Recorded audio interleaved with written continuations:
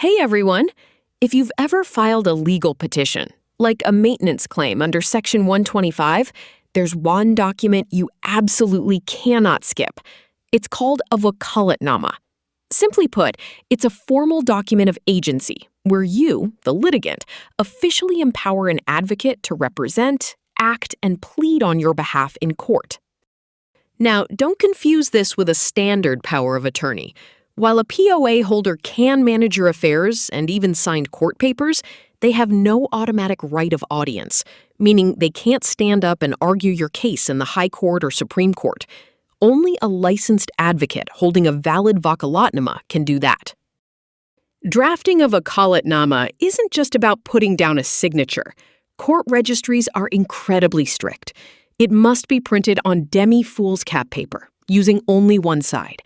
It needs the official Advocates Welfare Fund stamp, complete contact details, Bar Council IDs of the lawyers, and a formal certification of its execution. Mess any of this up, and your case could be flagged as defective. Timing is everything. Your Vakalatnama must be dated on or before the date your actual petition is drafted. Also, keep in mind that if your case goes into a revision proceeding, that's treated as a brand new matter, and you'll need to file a fresh Vakalatnama. The court registry checks these details meticulously before giving you a diary number. What if you want to switch lawyers mid-case? You can't just hire a new advocate out of nowhere. Under ethical and procedural rules, a new lawyer cannot enter an appearance unless they obtain written consent from your previous counsel.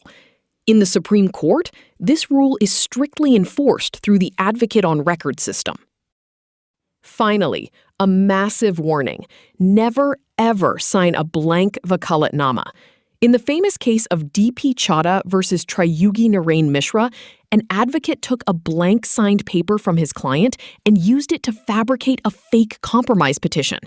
The Supreme Court and Bar Council took this extremely seriously, suspending the advocate for severe professional misconduct.